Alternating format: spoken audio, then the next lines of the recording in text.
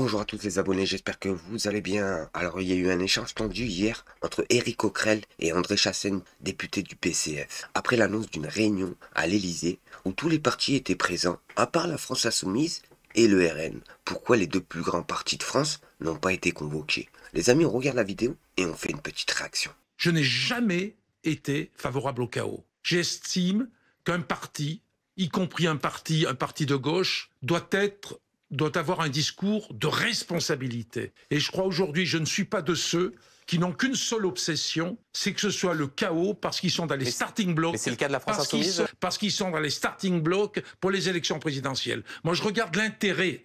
Attendez, oui. je regarde l'intérêt des Françaises, des Français, qui attendent qu'on tente tout ce qui est possible pour qu'on ait un Premier ministre de gauche pour essayer d'avoir une politique différente. Mais c'est le cas de la France Insoumise. Je vois que la France Insoumise ne porte pas ça. C'est le chaos, la France Insoumise. Non, mais la France Insoumise estime qu'il n'y a pas de débat possible, qu'il faut qu'on se replie sur nous-mêmes, qu'on s'accroche sur uniquement le programme Nouveau Front Populaire et qu'il n'y a rien d'autre. La politique de la terre brûlée, Éric, c'est pas ma politique. André, pourquoi tu reprends les arguments de la droite et du macronisme? On a toujours dit qu'on était pour faire un gouvernement portant le programme et trouvant les compromis à l'Assemblée. Ce qu'on a fait pour le budget. Pourquoi tu reprends leurs arguments comme quoi nous, ce serait le chaos et la terre brûlée? Tout simplement parce que c'est des opportunistes, ces personnes-là. Vu que c'est plus facile de cracher sur la France Insoumise pour avoir une place à l'Assemblée et une place au chaud à l'Elysée, vous l'aurez bien compris, que ces personnes-là, au lieu de défendre la cause des Français, que je rappelle qui travaillent tous les jours pour manger des biscottes le 15 du mois, ben ces personnes-là vont cracher sur la France Insoumise et essayer de renverser la situation en expliquant que la France Insoumise, ce n'est pas des vrais gauchistes, ce sont des personnes qui cherchent à enflammer la France. Simplement, il y a une chose. Aujourd'hui, on a battu un gouvernement de droite qui applique une politique de droite qui est mauvais pour tout le monde. Oui. Le chaos, c'est maintenant, c'est leur politique. Et là, tu leur donnes un second souffle, qui est de laisser à M. Macron l'impression qu'il peut ordonner la vie politique française autour de quelque chose dont tu sais qu'il ne bougera pas, qui est son programme. Donc, de nous accuser, je vais te dire un truc, c'est faire ce que tu fais à l'instant n'est pas correct. Moi, quelque part, je te demande, je vous demande de réfléchir. On est élu, tu es élu comme moi, député sur un programme que les électeurs t'ont demandé d'appliquer. Ils t'ont pas demandé d'aller négocier avec M. Macron tel ou tel aspect, par exemple, Éric Coquerel, André Chassaigne vous répond. Je précise quand même que tu es le premier à dire qu'on a un comportement où on vendrait notre âme pour un plat de lentilles. C'est absolument... Ah, bien sûr que c'est ça, les amis. Cette personne-là a été élue par des personnes qui veulent un programme qui change. Et qui change réellement, les amis. Et cette personne-là, dès que le vent souffle un peu trop fort, c'est parti, on laisse une ouverture à Emmanuel Macron. Et c'est ça qui est bien dommage. J'estime que quand on dit qu'on voudrait avoir un Premier ministre de gauche ou issu du Nouveau Front Populaire, eh bien, il est bien évident que dans ce cadre-là, on se place dans la Constitution, qu'il y a aujourd'hui un président de la République, et le président de la République, c'est vrai, il est normal qu'on le rencontre, peut-être qu'on va échouer, mais au moins, on aura... C'est ça, c'est des opportunistes, tout simplement. Je suis obligé de couper, les amis. Le peuple, normalement, avait élu comme Premier ministre un député du Nouveau Front Populaire. Et ça, il le sait très bien. Et ce qu'il nous explique, c'est que c'est Emmanuel Macron qui aurait le dernier mot. Et après, on va me dire que ces personnes-là sont pas des opportunistes. On aurait essayé, parce qu'on peut pas à la fois dire il faut un Premier ministre de gauche, un gouvernement de gauche, en restant assis dans son fauteuil. Mais André, quelques secondes, Éric Coquerel. Tu sais très bien. Il ne vous réunit pas pour réfléchir à un gouvernement NFP. Dans ces cas-là, on serait là aussi autour de la table. Il l'a dit, il vous réunit pour réfléchir à un gouvernement d'intérêt général. Et d'ailleurs, j'ai même entendu ce matin ton camarade Roussel commencer à dire que c'est pas un préalable de demander qu'il y ait un Premier ministre de gauche. Tu vois bien que le problème, c'est que pour arriver à tout prix à souvent une situation... mais tu l'as tweeté, ça, tout le monde... Merci. Et je ne t'ai pas... Merci. Non. Je ne t'ai pas soupçonné de vendre ton âme, André. Je te dis que vous faites fausse route parce que vous leur donnez de l'air qu'ils n'avaient plus. Et alors, au lieu d'exiger un gouvernement... Merci. C'est quand même fou, les amis, je le répéterai pas assez souvent. Le peuple a élu la gauche et pourtant on n'en vise toujours pas un ministre du Nouveau Front Populaire. Et ça, les amis, c'est hallucinant. Et pour rebondir sur ce que je disais, vous avez vu ce qui s'est passé en Roumanie, les amis? On revient sur l'annulation lunaire et inquiétante des élections présidentielles au premier tour en Roumanie. Annuler une élection démocratique qui se passe en Roumanie parce que le résultat nous déplaît, sous prétexte qu'une élection a été perdue pour cause de désinformation, sur qui est au cœur du discours. Von der Leyen. Ne l'oublions pas, la Roumanie aujourd'hui est le laboratoire d'une suspension explicite de la démocratie quand le peuple vote mal. Et c'est pour ça les amis qu'on commence à avoir la même chose avec la France insoumise dans notre pays. Les amis, on regarde la vidéo et on fait une petite réaction. Annuler une élection démocratique qui se passe en Roumanie aujourd'hui parce que le résultat nous déplaît, sous prétexte que l'élection a été perdue pour cause de désinformation, ce qui est au cœur du discours de Mme von der Leyen, soit dit en passant, ne l'oublions pas. Mais qu'est-ce qu'on voit? Je crois que la Roumanie est aujourd'hui le laboratoire d'une suspension explicite de la démocratie quand les peuples votent mal. Je trouve que c'est fascinant ce qui s'est passé là-bas. Et même si le candidat en question est un peu louche, n'oublions pas que les Roumains ne sont pas tous des gros débiles profonds. Ils ont voté pour lui. L'élection s'est tenue de manière régulière et on décide donc d'annuler une élection parce qu'on n'aime pas le résultat. Comment ne pas y voir aussi l'esprit de l'Union européenne à travers cela? Annuler une élection démocratique. Tout simplement, ils ont pris exemple sur la France. Désolé, vous avez vu Emmanuel Macron, il a fait quoi? Normalement, en France, on aurait dû avoir un Premier ministre du nouveau Front Populaire. Mais vu que le Macron ne le voulait pas, vu que ça le déplaisait, il a annulé ça et il a préféré prendre Barnier. Barnier qui servait à rien, Barnier qui continuait la loi sur l'augmentation des taxes, sur l'augmentation de l'électricité, l'augmentation du gaz, etc., etc.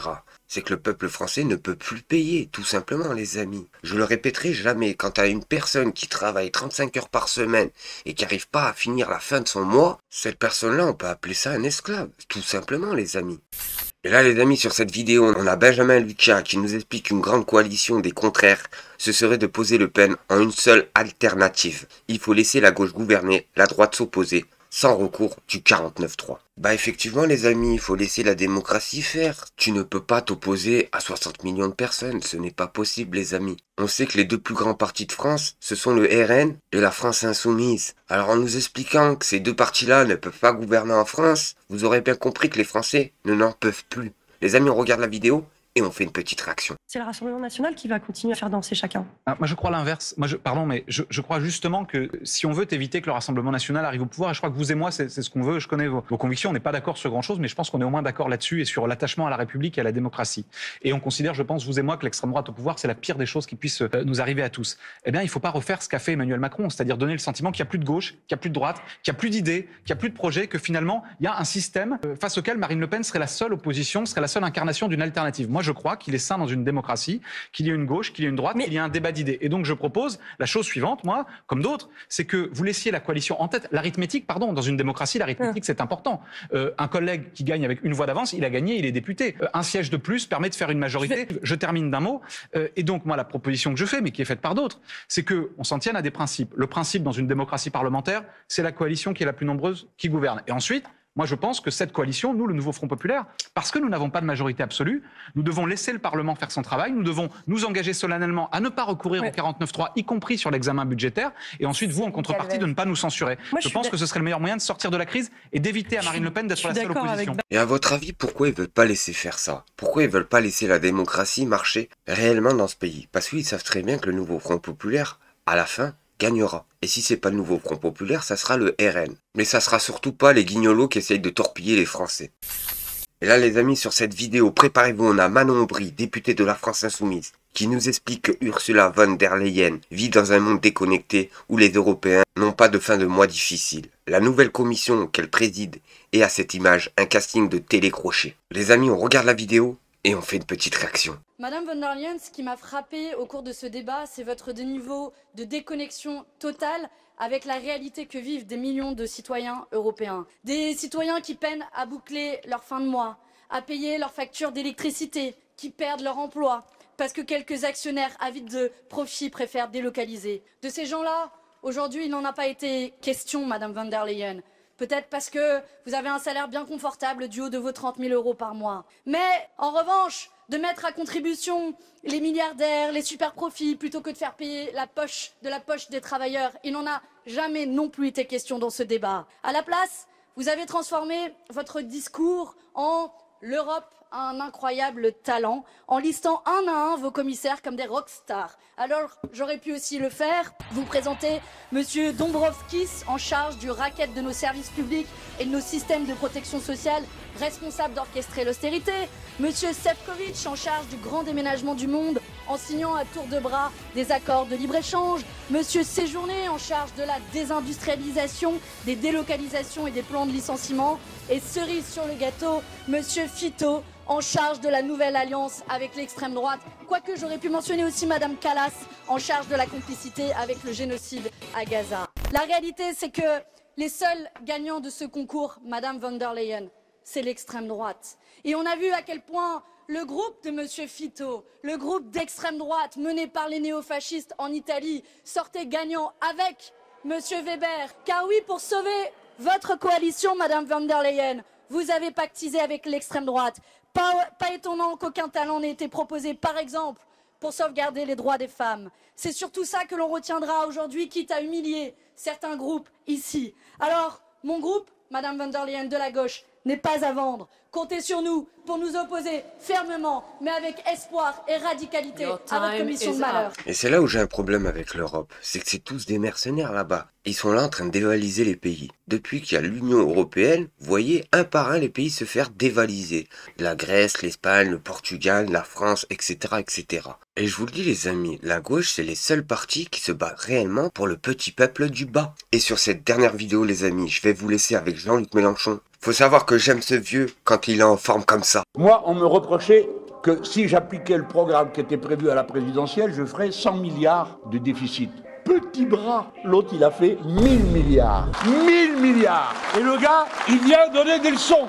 Lui, il l'appelait le Mozart de la finance. Eh bien, dis donc, Mozart n'est pas comme lui en musique, hein. Mais le moment qui m'a bien fait rire, c'est quand vous avez là tous les répondeurs automatiques, là, les experts sur les plateaux, patati, patala, et que je te cause de tout, spécialiste en tout.